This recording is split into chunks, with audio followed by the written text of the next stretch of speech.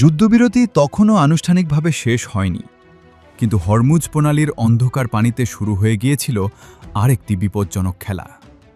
আর সেই খেলায় প্রথমবারের মতো সরাসরি মুখোমুখি অবস্থানে আসে ইরান এবং যুক্তরাষ্ট্র।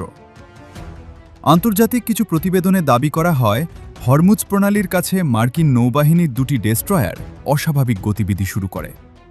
তাদের উপস্থিতি ইরান খুব দ্রুত শনাক্ত করে ফেলে। বিশ্লেষকদের মতে এটি হয়তো ছিল একটি সামরিক পর্যবেক্ষণ মিশন, যেখানে লক্ষ্য ছিল ইরানের প্রতিরক্ষা ব্যবস্থা কত দ্রুত প্রতিক্রিয়া জানায় তা বোঝা। কিন্তু পরিস্থিতি দ্রুত বদলে যায়। ইরানের পক্ষ থেকে একাধিক সতর্ক সংকেত পাঠানো হয়। সমুদ্রের নির্দিষ্ট অঞ্চলকে রেড জোন ঘোষণা করে সরে যেতে বলা হয়। তবে উত্তেজনা থামেনি, বরং কয়েক মিনিটের মধ্যেই পরিস্থিতি আরও জটিল হয়ে ওঠে। কারণ আন্তর্জাতিক বিভিন্ন সূত্রে দাবি করা হয়, ইরান সেখান থেকে ক্রুজ মিসাইল এবং ড্রোন মোতায়েন শুরু করে। সবচেয়ে আলোচিত বিষয় ছিল এই হামলায় ব্যবহৃত প্রযুক্তি।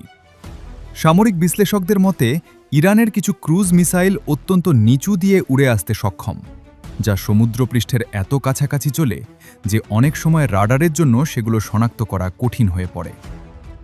এর পাশাপাশি সোয়ার্ম অ্যাট্যাক কৌশলের কথাও উঠে আসে, অর্থাৎ একসাথে একাধিক ড্রোন ও ক্ষুদ্র লক্ষ্যবস্তু ব্যবহার করে প্রতিরক্ষা ব্যবস্থাকে বিভ্রান্ত করা। তবে গুরুত্বপূর্ণ বিষয় হল, এই ঘটনার পূর্ণাঙ্গ সত্যতা আনুষ্ঠানিকভাবে নিশ্চিত হয়নি। বিভিন্ন পক্ষের বর্ণনায় এখনও রয়েছে পার্থক্য।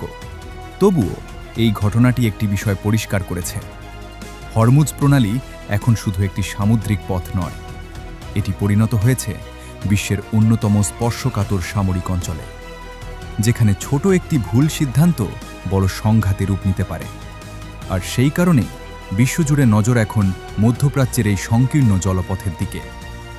প্রশ্ন এখন একটাই, এই উত্তেজনা কি আরও বড় সংঘাতের দিকে এগোচ্ছে, নাকি এটি শুধুই শক্তি প্রদর্শনের আরেকটি অধ্যায়?